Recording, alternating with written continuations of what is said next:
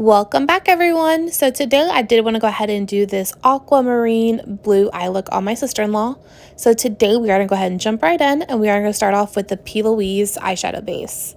And yes, I am well aware the shade is super light compared to her skin tone. So we are going to be taking a dense shader brush, and we are going to be starting off with a black eyeshadow. Any black eyeshadow will do for this look, but today we are using the Morphe and James Charles palette. So you do want to go ahead and pack that on, and then with a more fluffy brush, we're going to be using that darker blue inside the shade and just go ahead and buff out the edges. Now we are going to be going in with the shade called Playground. It's aquamarine blue, and we're going to go right on top of that crease and just go ahead and buff all that out. So you are going to have to go back a couple of times just to dip back into the shade, buff it out, dip back in, and buff it out. Because you do want to make sure that shade does pop on top of the black and it's not just like black and blue. You want everything to blend seamlessly. Now we are going to be taking the e.l.f. Expert eyeliner. Any black eyeliner will do. And we're going to go ahead and wing out her eyes. And like I do say for every video, everything I do use will be linked in the description box below. Now we are going to go ahead and coat her top eyelashes with some mascara.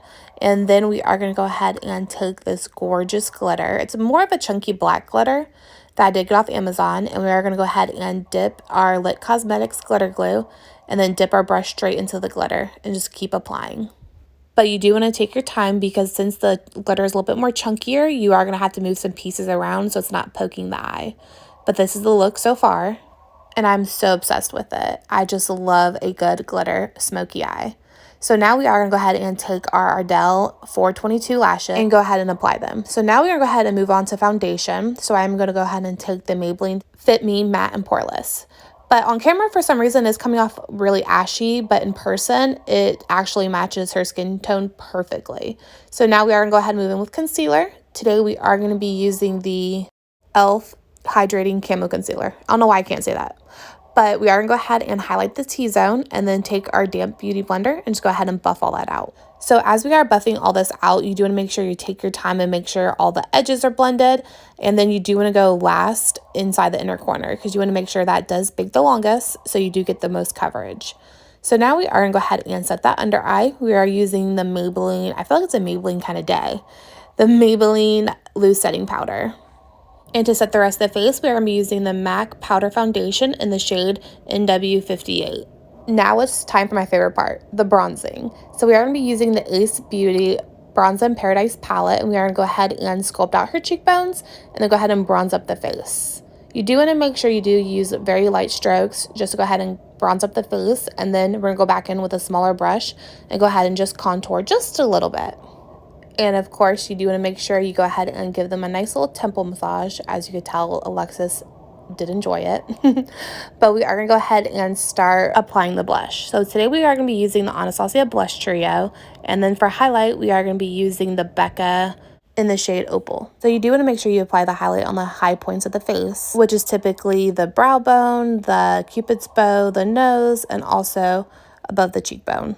So next up is brows. We are going to be trying for the first time today the NYX Brow Tint Pen, which I'm not that big of a fan of, but it does work pretty well for the price point. But in my opinion, the Glossier Brow Flick is so much better, and it's only $6 more compared to the NYX Brow Tint Pen. And for some reason, I wanted a little bit more full coverage of a brow, so we are going to go in with the black eyeshadow inside the James Charles palette, and we are going to go ahead and shade in her brows. And then we are going to go back in with that e.l.f. Camo Concealer and just go ahead and carve out those brows. And honestly, carving out those brows made the biggest difference.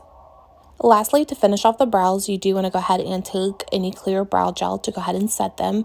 Today, we are going to be using the Anastasia Clear Brow Gel, because to me, it is super glue for the eyebrows.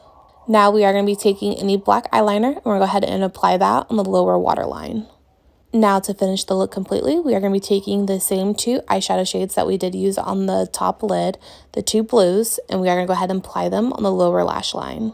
And you want to make sure you take your time on buffing them out because you want everything to be smoked out and blown out. Then once that is finished, you're going to go ahead and coat with a little bit of mascara, and that is it for today.